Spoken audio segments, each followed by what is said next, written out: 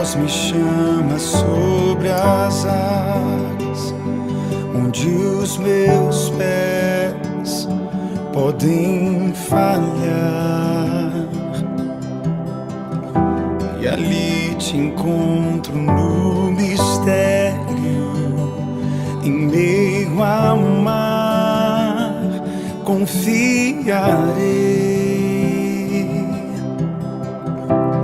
Ao teu nome clamarei,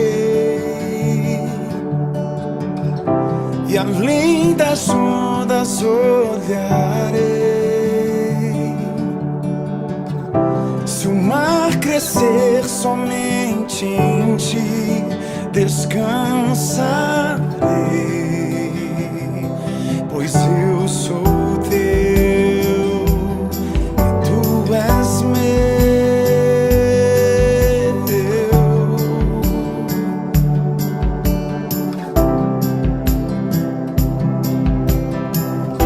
Tua graça cobre os meus temores, tua forte mão me guiará.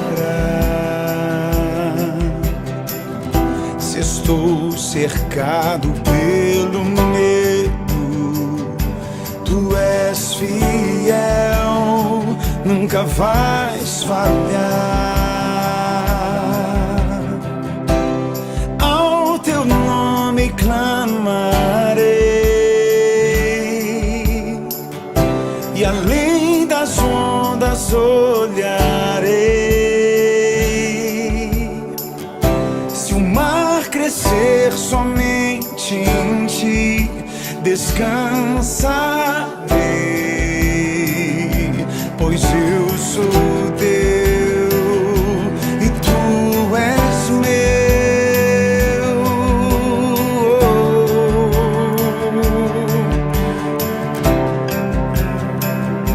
Tu és meu.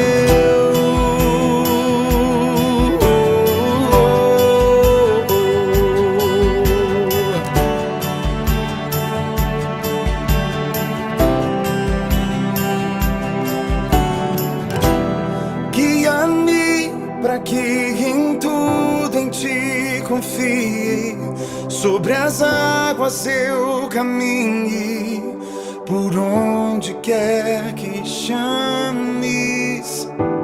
Leva-me mais fundo do que já estive, e minha fé será mais firme, Senhor, em tua presença. Guia-me para que em tudo em ti confie, sobre as águas eu caminhe, por onde quer que chames. Leva-me mais fundo do que já estive, e minha fé será mais firme, Senhor, em tua presença.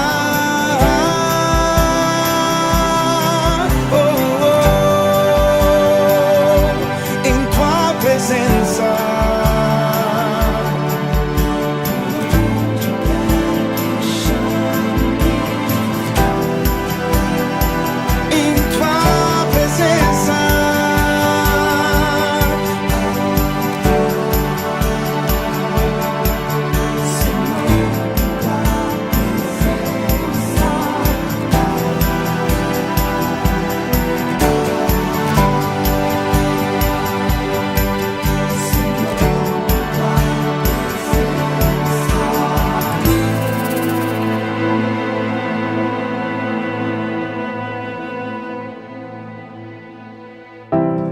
Ao teu nome clamarei,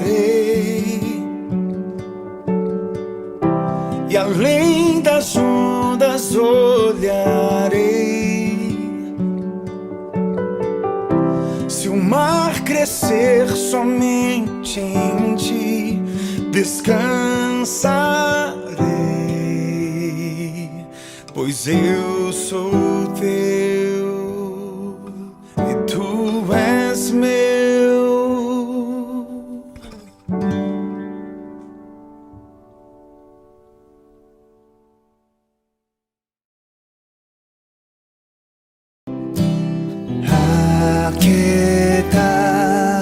servos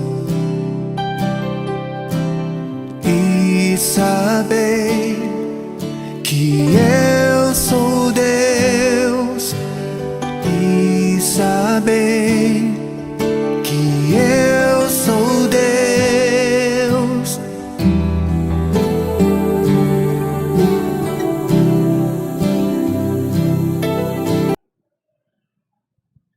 Salmo 25, a partir do verso 1.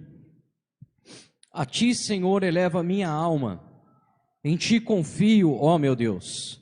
Não deixes que eu seja humilhado, nem que os meus inimigos triunfem sobre mim. Nenhum dos que esperam em ti ficará decepcionado. Decepcionados ficarão aqueles que sem motivo agem traiçoeiramente. Mostra-me, Senhor, os teus caminhos. Ensina-me as tuas veredas, guia-me com a tua verdade e ensina-me, pois tu és Deus, meu Salvador, e a minha esperança está em ti o tempo todo. Lembra-te, Senhor, da tua compaixão e da tua misericórdia, que tens mostrado desde a antiguidade. Não te lembres dos pecados e transgressões da minha juventude, conforme a tua misericórdia. Lembra-te de mim, pois tu, Senhor, és bom. Bom e justo é o Senhor, por isso mostra o caminho aos pecadores. Conduz os humildes na justiça e lhes ensina o seu caminho. Todos os caminhos do Senhor são amor e fidelidade para com os que cumprem os preceitos da sua aliança. Por amor do teu nome, Senhor, perdoa o meu pecado que é tão grande. Quem é o homem que teme ao Senhor? Ele o instruirá no caminho que deve seguir. Viverá em prosperidade e os seus descendentes herdarão a terra. O Senhor confirma os segredos aos que o temem e os leva a conhecer a sua aliança. Os meus olhos estão sempre voltados para o Senhor, pois só Ele tira os meus pés da armadilha. Volta-te para mim e tem misericórdia de mim, pois eu estou só e também aflito. As angústias do meu coração se multiplicaram. Liberta-me da minha aflição. Olha para minha tribulação e o meu sofrimento e perdoa todos os meus pecados. Vê como aumentaram os meus inimigos e com que fúria me odeiam. Guarda a minha vida e livra-me. Não me deixes decepcionado, pois em ti me refugio. Que a integridade e a retidão me protejam, porque a minha esperança está em ti. Ó Deus, liberta Israel de todas as suas aflições. Irmãos, esse é um salmo do grande rei Davi, um dos maiores reis de Israel, que viveu ali por volta de 1000 anos antes de Cristo. E aqui nós temos um dos maiores reis de Israel, que também, segundo a Escritura, é chamado de o homem segundo o coração de Deus, completamente angustiado. Um homem que você vai ver ele nos últimos versículos, demonstrando a sua angústia, seu sofrimento, a sua preocupação e até em certo sentido a sua decepção. Um homem segundo o coração de Deus, decepcionado, angustiado, com o coração, diz a Escritura, que acabamos de ler, aflito.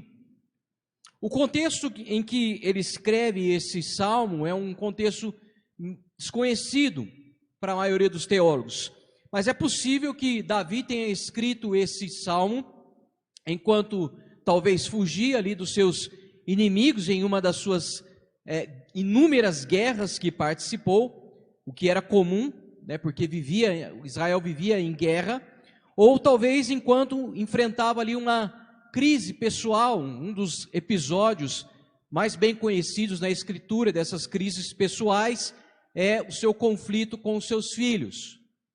Também ali, por causa do incesto que aconteceu ali, um dos filhos de Davi pegou a irmã e tem todo o contexto que a maioria de nós já conhecemos. Então talvez esse salmo tenha sido escrito nessa circunstância ou ali em uma das suas guerras.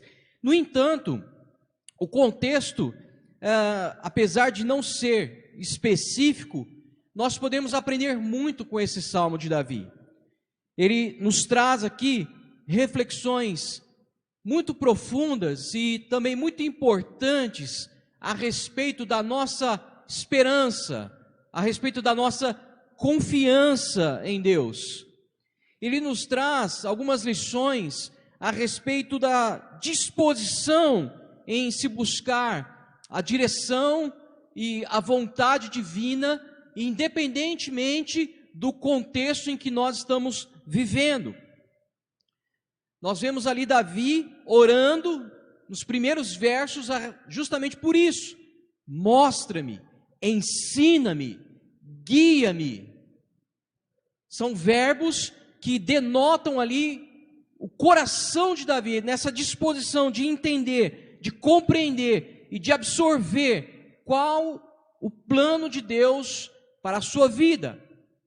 Então, assim como nós temos falado nesses dias a respeito de renovar o nosso coração em Deus, de renovar o nosso ânimo em Deus, o que esse salmo pode nos trazer a respeito desse tema? Esse salmo pode nos trazer a reflexão daquela esperança que nunca falha. E é interessante porque eu gosto muito de Davi. Davi é um homem que eu olho para ele e digo, esse cara sou eu. Porque a humanidade de Davi, ela se assemelha muito a um homem que explicitamente a Escritura nos dá relatos das suas crises, dos seus atos pecaminosos, das suas dúvidas, das suas angústias, dos seus questionamentos, e isso se aproxima muito da nossa vida. São crises, são problemas, são desejos, tentações que 90% de nós passamos por isso. Davi é essa mistura de um grande líder, de um grande rei de Israel, um homem digno de ser honrado, digno de ser elogiado pela sua coragem, pela sua confiança, pela sua esperança em Deus, mas ao mesmo tempo um homem desprezível. Um homem que é capaz de adulterar, de esconder o seu adultério, de matar, mandar assassinar o homem marido, o homem ali marido da mulher com quem ele adulterou, e esconder essa situação, um cara frio, calculista, para se livrar ali da imagem do pecado.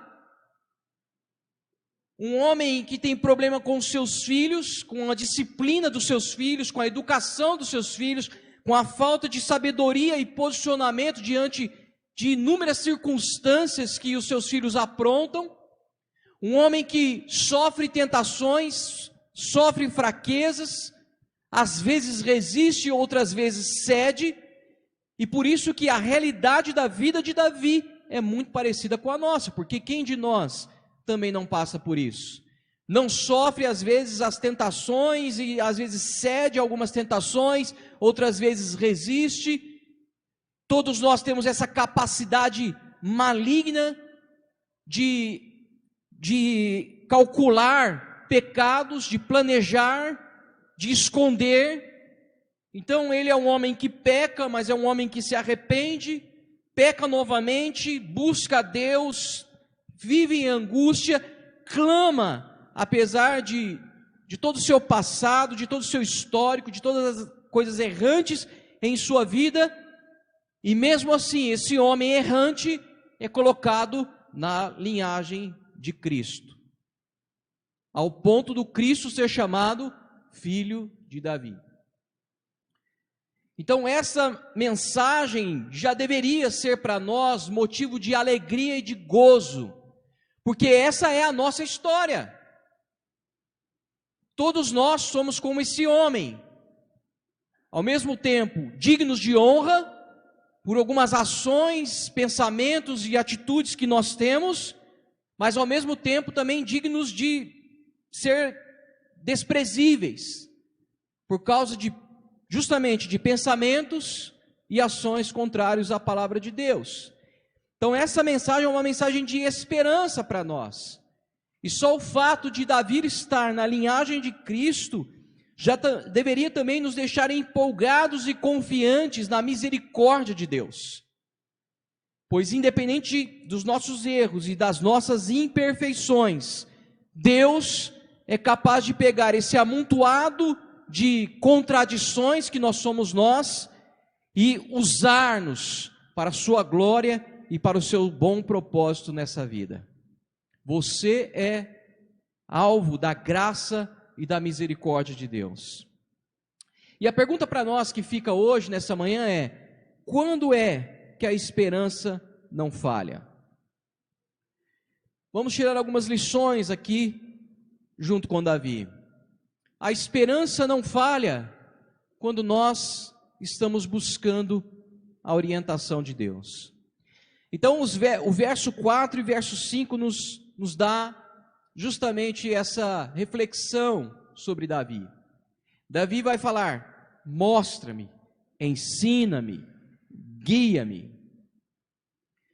Então é evidente que Davi está ali buscando o plano de Deus, o desejo de Deus, para aquele momento em que ele está vivendo, aquele momento de conflito, de angústia que ele está vivendo. E parece que nós perdemos essa capacidade de buscar essa direção divina nos nossos dias. Nos nossos dias nós estamos inundados de informações, estamos inundados de ferramentas, de aplicativos, que tem aplicativo para tudo. Tem aplicativo para acordar, tem aplicativo para lembrar de beber água, tem tudo. E com essa tecnologia tão evidente nos nossos dias, parece que nós perdemos essa capacidade de buscar em Deus a direção para algumas coisas fundamentais da nossa vida, inclusive os momentos de angústia. E isso só revela que nós perdemos o coração de aprendiz de Deus. Porque se Deus é o dono da vida, se Ele é o autor da vida, como nós às vezes cantamos e declaramos, por que então não buscar nele a direção e os passos que nós devemos dar para a vida? Nós perdemos essa disposição de buscar a orientação de Deus. E por que perdemos isso? Porque perdemos também a paciência de aguardar essa orientação. Porque se tem uma das coisas mais difíceis para nós, esse mundo tecnológico, onde as respostas são rápidas, onde nós temos tudo para ontem, essa geração fast food, essa geração do iFood, né? Que você pede 10 minutos, 20 minutos já está na sua casa. Essa geração rápida, ela perdeu a capacidade de aguardar em Deus a sua direção. E uma das marcas da vida de Davi é esse coração aprendiz de Deus. É esse coração que aguarda, esse coração que busca, que pede: Senhor, me mostra, Senhor, me ensina, Senhor, me guia, mas ao mesmo tempo aguarda essa direção. Aguarda o posicionamento de Deus para que Ele então tome uma direção. Sabe que em nossa reunião de quarta nós tocamos nesse ponto. Esse ponto de aguardar a direção de Deus. E a esperança, ela só não falha quando essa esperança está fundamentada, enraizada na direção e na orientação de Deus, e não na sabedoria humana. Então a nossa esperança, ela só tem a capacidade de falhar, porque ela está fundamentada em outra coisa que não é Deus, que não é a sua direção. Embora nós somos desafiados sempre a analisar, a ponderar, a estudar, a buscar meios, a não se tornar alguém apático diante das circunstâncias e das situações, nós devemos sempre nos lembrar da orientação bíblica. A última palavra vem de quem? Do Senhor. A última palavra vem do Senhor. Em Provérbios capítulo 3, verso 5, o texto de Salomão diz o seguinte: confia no Senhor de todo o teu coração, não dependa do seu próprio entendimento, busque a vontade dele em tudo que fizer, e ele lhe mostrará o caminho que deve seguir. Salomão está nos exortando, lembre-se que Salomão é filho de Davi, provavelmente deve ter aprendido essa confiança, essa paciência de aguardar a direção de Deus com o seu pai. Salomão está escrevendo: confia no Senhor, busque a vontade dele em tudo, e ele te mostrará o caminho que deve seguir. Então ele está nos ensinando a confiar no Senhor e a não depender da nossa sabedoria, dos nossos recursos, dos nossos aplicativos, da sabedoria humana. Quando buscamos a orientação de Deus, tenha certeza que o Senhor vai te mostrar, para mim e para você, o caminho em que devemos seguir. E é angustiante aguardar o Senhor. Todos nós que em algum momento precisamos ou já precisamos depender de uma resposta do Senhor, é angustiante. Sabe disso, tem a convicção disso. Mas não é diferente com Davi. Davi no Salmo 56, ele vai dizer: em Deus cuja palavra eu louvo, em Deus ponho a minha confiança e não temerei, que me pode fazer o homem. Mas em outro salmo ele vai dizer: alma, aquieta-te, espera em Deus. Então veja, Davi está sofrendo com a sua alma inquieta, mas ele dá uma ordem à sua alma, porque sabe que a orientação certa vem do Senhor, e toda a sua confiança está no Senhor. Buscar a orientação de Deus requer de nós um coração desprendido das ansiedades dessa vida. Requer de nós que abramos mão da postura de controle que muitas vezes nos colocamos. De controle sobre a situação e até mesmo da manutenção da vida. Porque, como eu gosto de dizer, a vida não é previsível. A vida era completamente imprevisível. E essa imprevisibilidade, ela só não gera angústia no nosso coração quando a nossa esperança está depositada somente no Senhor. O que Davi está dizendo: mostra-me, ensina-me, guia-me. É um ensino para nós a buscar essa sabedoria que vem do alto. E essa confiança que no caminho Ele está nos guiando. Agora, vale ressaltar aqui, como eu falei, essa esperança, essa confiança, essa paciência não é uma postura passiva, mas é muito mais uma postura de dependência enquanto estamos tendo atitudes. Então eu aguardo com paciência enquanto eu oro, eu aguardo com paciência enquanto eu medito na verdade, eu aguardo em paciência enquanto estou em comunhão, estou buscando a presença de Deus, estou lutando pela fé. É mais uma atitude de dependência do que de acomodação.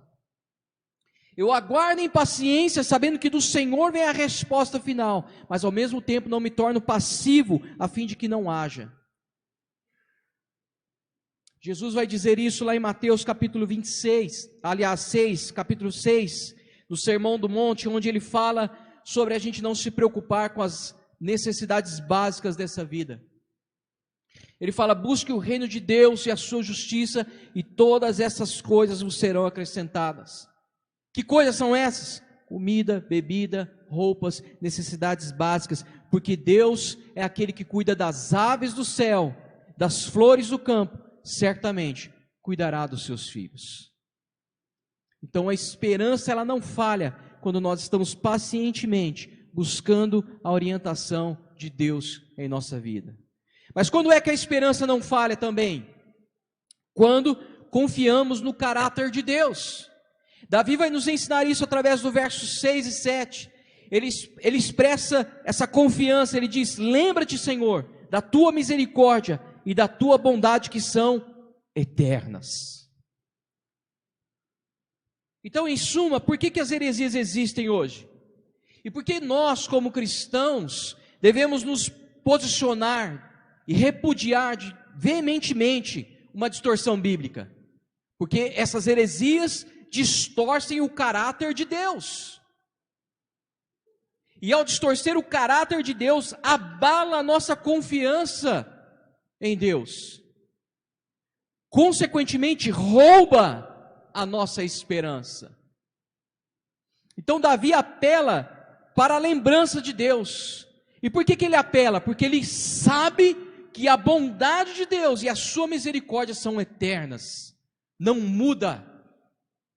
Quantas vezes eu e você, meu irmão, temos duvidado da bondade e da misericórdia de Deus? Quantas vezes eu e você passamos por uma crise, uma angústia e duvidamos do amor incondicional de Deus por nós?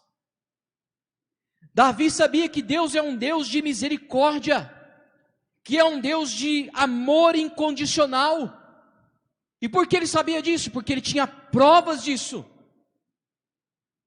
No momento em que todos estavam perseguindo, no momento em que todos estavam o julgando, Deus o acolhe. E ele experimenta de forma palpável e realista o amor e a misericórdia de Deus. Talvez o que tenha acontecido conosco, quando a gente perde a nossa esperança, é que nós perdemos essa confiança no caráter de Deus. Deus é imutável, sua misericórdia e seu amor não mudam. E quando nós começamos a duvidar desse amor, dessa misericórdia e dessa bondade, nasce a dúvida e rouba-nos a esperança. Talvez não a dúvida declarada, porque quanto mais tempo você vai passando na vida cristã, mais em silêncio das suas dúvidas você vai ficando, não tendo a coragem de expressar tais dúvidas. Mas essa dúvida velada rouba a minha e a sua esperança no coração. Quando nós confiamos no caráter de Deus, nós podemos enfrentar qualquer situação com coragem e com confiança. É isso que acontece na vida de Davi. Davi enfrenta as situações, não porque ele é corajoso, simplesmente, uma coragem em si, mas porque confia no caráter de Deus, confia no seu amor, confia na sua bondade, confia na sua misericórdia, confia na sua fidelidade. Sabe que o apóstolo João, ele vai enfatizar isso, ele vai dizer que quando a nossa oração está alinhada com a vontade de Deus, isso é garantia de que Deus está nos ouvindo. Ele vai dizer lá na sua primeira carta, capítulo 5, verso 14, e esta é a confiança que temos nele, que se pedirmos alguma coisa segundo a sua vontade, ele nos ouve. Jesus, ele vai enfatizar esse caráter de Deus, essa misericórdia, essa bondade imutável, lá em Mateus capítulo 7, onde ele está incentivando os seus ouvintes: olhem, orem, peçam, busquem, batam na porta, porque todo aquele que pede, recebe, todo aquele que busca, encontra, e todo aquele que bate na porta, ela vai se abrir. Há uma promessa de Jesus para todos aqueles que insistem na confiança do caráter de Deus, que na sua insistência, na sua busca, na sua devoção, na sua paciência em aguardar a resposta, eles encontrarão portas abertas. E nesse contexto, Jesus está falando exatamente da misericórdia de Deus, um atributo imutável de Deus. Jesus não está nos dando um aval para os nossos desejos extravagantes, mas está fundamentando a nossa confiança no caráter imutável e misericordioso de Deus. Então a esperança que não falha é a esperança que deposita a sua confiança no caráter de Deus. Confia no seu amor, confia na sua misericórdia, e isso independente das circunstâncias pelas quais podemos passar nessa vida. Foi o que acabamos de cantar aqui.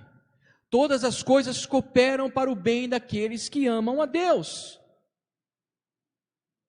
Então, nos momentos de crise e angústias, confie no caráter. Lembre-se que Deus nunca nos abandona. Lembre-se da promessa de Jesus aos seus discípulos, que Ele estaria conosco até a consumação dos séculos. Nós não estamos sozinhos. Ele está e estará sempre ao nosso lado. Independente das circunstâncias e dos momentos difíceis que nós venhamos a passar nessa vida. A esperança que não falha é aquela que confia no caráter imutável de Deus. Uma terceira coisa, quando a esperança não falha, é que Davi reconhece a bondade de Deus para com os arrependidos. Nos versos 8 a 11, Davi reconhece a bondade de Deus e a justiça de Deus, e ao reconhecer isso, clama pelo perdão de Deus. Davi reconhece a bondade e a justiça não apenas porque Deus é amoroso e misericordioso, mas também porque Ele é justo e santo. E isso é denotado os versículos posteriores, onde ele está a todo momento, por 3 vezes ali, clamando: Senhor, perdoa os meus pecados. Senhor, não se lembre dos meus pecados. Não se lembre das minhas transgressões. A gente vê Davi aqui se arrependendo. E conforme eu falei na última mensagem, parece que algumas disciplinas bíblicas sumiram do nosso meio. Foram esquecidas por nós.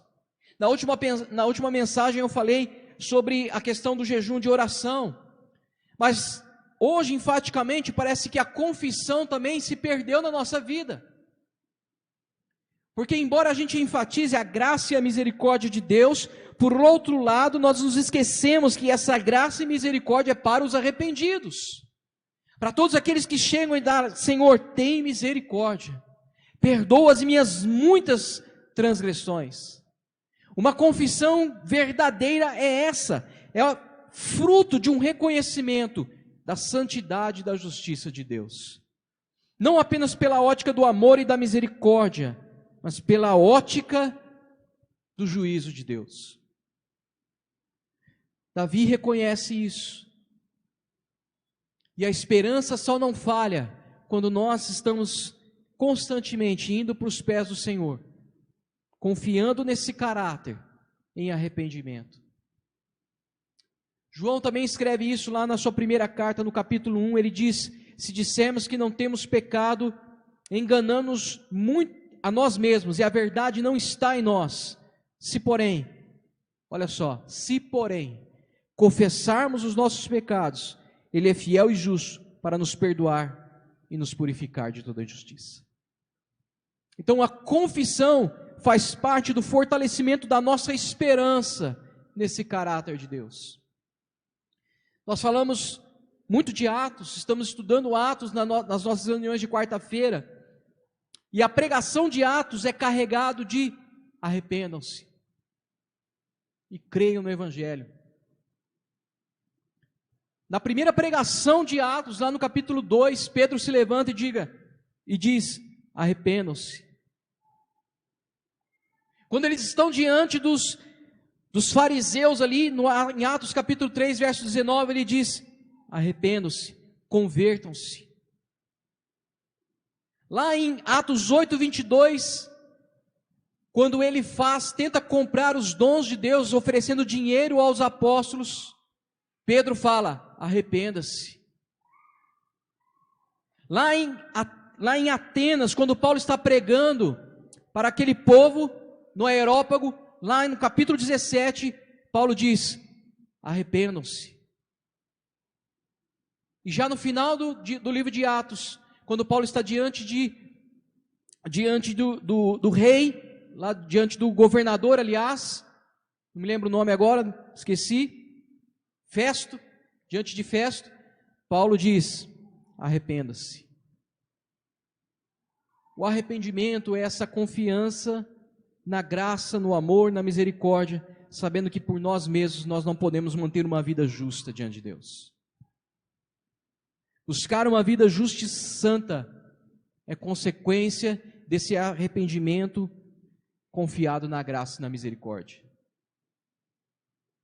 Jesus, lá em João capítulo 14, verso 15, ele diz: se me amais, guardareis os meus mandamentos. Só é possível guardar os mandamentos de Deus quando a gente diariamente está se arrependendo. É isso que Davi faz. Diante de todas as situações em que Davi se encontra em pecado, quando ele é confrontado, ele clama: tem misericórdia de mim. Porque confia no caráter de Deus e sabe que sem o arrependimento não há justiça divina. Isso mostra a importância do arrependimento constante nas nossas vidas, a fim de a gente obedecer à vontade de Deus e demonstrar esse amor e essa fé em Jesus. Então a esperança não falha quando constantemente estamos nos dobrando a Deus em arrependimento. E por fim, irmãos, a nossa esperança não falha quando essa esperança está única e exclusivamente nele. Davi vai dizer isso lá nos versos 20 a 22 desse Salmo 25. Ele expressa essa confiança em Deus como aquele que é o único que pode resgatá-lo das suas aflições e dos seus problemas. Ele diz: protege-me, livre-me, pois em ti eu me refugio. É como aquele famoso salmo aberto na maioria das casas brasileiras, né? O Salmo 91. Está debaixo das asas do Altíssimo. Às vezes a página está até amarela, as outras estão tudo branquinha já, né? A página está até amarela. Mas será que o fato da Bíblia estar aberta ali demonstra a nossa verdadeira confiança e esperança somente debaixo das asas do Altíssimo? Às vezes eu penso que o silêncio de Deus em determinadas circunstâncias na nossa vida é justamente para que se esgotem todos os nossos esforços e recursos, para que toda a nossa confiança esteja exclusivamente nele. Às vezes eu penso que, eu gosto de pensar assim, que Deus às vezes não responde, ou responde com o silêncio, melhor dizendo, para que a nossa esperança e a nossa confiança esteja somente e exclusivamente nele. Até mesmo os nossos pedidos de oração, em alguns momentos, eles estão carregados de confiança e esperança nos recursos humanos e sabedoria natural, humana. Vai pedir oração para alguém já esperando uma direção, uma resposta, uma palavra, um insight, alguém que possa dar: olha, não, faz isso. Revela, na verdade, uma confiança e esperança no aqui, no agora, e não em Deus. E aqui eu não estou diminuindo a importância do corpo, a importância de abrir o seu coração, e de pedir oração, e de derramar às vezes o seu coração para alguém, além de Deus. Como eu falei na última mensagem, o corpo, a igreja é importante, mas tente entender, como eu disse na última mensagem também, que a igreja não tem todas as respostas, e que às vezes o silêncio de Deus, inclusive na igreja, é para nos levar a ter uma esperança única e exclusiva no Senhor.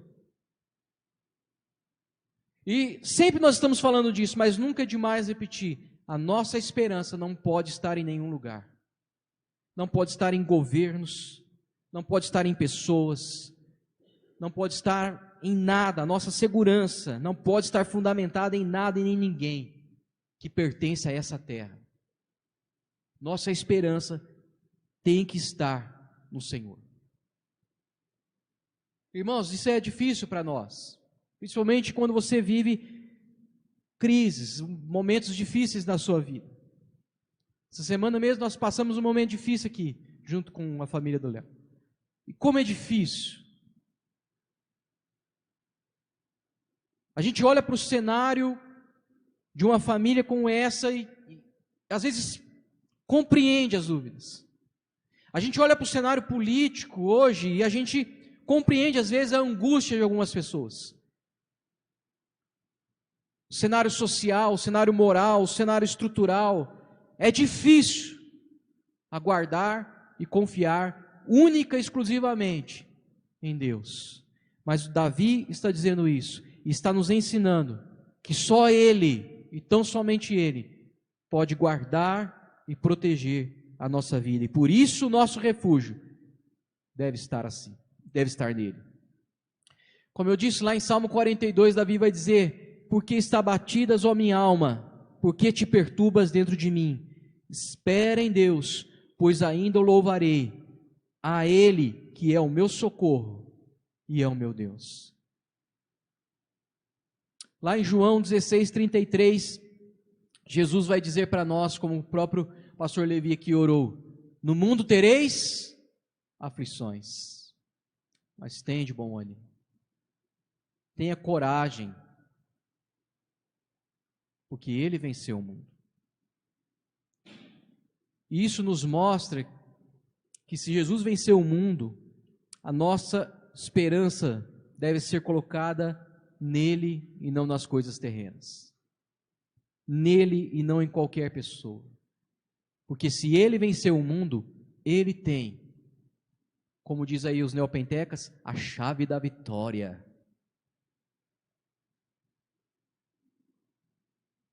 Ele tem. Eu gosto sempre de lembrar da autobiografia que Paulo escreve na sua segunda carta aos Coríntios, capítulo 6, onde ele fala de terrores externos e terrores internos. Isso mostra que todos nós, inclusive o apóstolo Paulo, maior escritor do Novo Testamento, o maior pregador do Novo Testamento, plantador de igrejas, que subiu ao terceiro céu, coisa que talvez nenhum de nós aqui vai passar. Esse homem sofreu terrores internos, angústias, crises. Mas por que prevaleceu? Porque a sua esperança estava em algo que não pertence à terra. Davi reconhece que aqueles que estão em Deus estão guardados, estão protegidos em todos os momentos e circunstâncias. E esse é o motivo de por que a sua esperança não falha, porque não está apoiado em nada nessa terra. Vale lembrar aqui também o texto de Paulo na sua primeira carta aos Coríntios, capítulo 15. Se a nossa esperança em Cristo só vale para essa vida, nós somos as pessoas mais infelizes dessa terra. Então o que Davi está nos ensinando aqui nessa manhã, meus irmãos, ele está nos ensinando que Deus é justo, que Deus é fiel, e que sim, nós podemos depositar a nossa confiança e esperança nesse caráter de Deus. Davi nos ensina que Deus, Ele é justo, Ele é santo, e porque é justo e santo, mas ao mesmo tempo também misericordioso e gracioso, nós podemos pedir perdão, que a sua graça nos alcance. E essa ótica nos leva a confiar nessa justiça e nessa santidade de Cristo, imputada a nós, dada a nós graciosamente pela cruz do Calvário, do qual nós vamos celebrar nessa manhã. Por meio de um verdadeiro arrependimento, essa justiça de Cristo, da qual nós não somos capazes de alcançar, pode ser colocada em nós. E isso alimenta a nossa esperança. E alimenta também a nossa confiança em Deus em toda e qualquer circunstância. Porque se Ele é capaz de nos livrar do inferno, ainda que passamos a nossa vida inteira desagradando a Deus, quem não nos dirá nos dar todas as coisas em Cristo Jesus? Quem não nos dirá capaz de nos guardar e de nos proteger em todos os momentos? E essa é a verdadeira esperança que não falha. quando estamos como Davi buscando a sua orientação com um coração de aprendiz. Mostra-me, ensina-me, guia-me. Quando estamos confiando num caráter imutável de Deus e não duvidando de um caráter que pode ter sido distorcido pelas falsas mensagens que às vezes ouvimos. Quando estamos diariamente nos dobrando em arrependimento para que a justiça de Cristo se manifeste na nossa vida. E quando estamos retirando toda a nossa esperança dessa terra, ou do que possa estar ligado a essa terra, e colocando somente em Cristo, nossa verdadeira fonte de fé. Assim como Davi, aprenda que Deus é um Deus de amor e de bondade nessa manhã. Aprenda que as suas angústias e os seus conflitos, os seus terrores internos podem ser apaziguados pela paz que excede todo entendimento quando a sua esperança está colocada nele. Aprenda que Ele é a minha e a sua segurança em todos os momentos. Aprenda que ao enfrentarmos dificuldades, podemos confiar que Ele está conosco até a consumação dos séculos. Aprenda nessa manhã. Independente do que você esteja passando, aprenda que buscar a Deus é a garantia de receber a sua direção e a sua orientação. Aprenda que quando nós seguimos a Deus, Ele vai nos guiar em amor e em verdade. E assim podemos ter uma vida plena e também satisfatória na sua presença. É por isso que homens derramaram seu sangue em face da morte. É por isso que na história da igreja nós temos homens que não desistiram, mulheres que não desistiram, mesmo em face da opressão, porque aprenderam a depositar a sua confiança no que é eterno e não no que é terreno. Que nessa manhã o nosso coração possa ser renovado nessa esperança, para que possamos então enfrentar a vida com a coragem de Deus. Amém? Feche seus olhos enquanto nós oramos.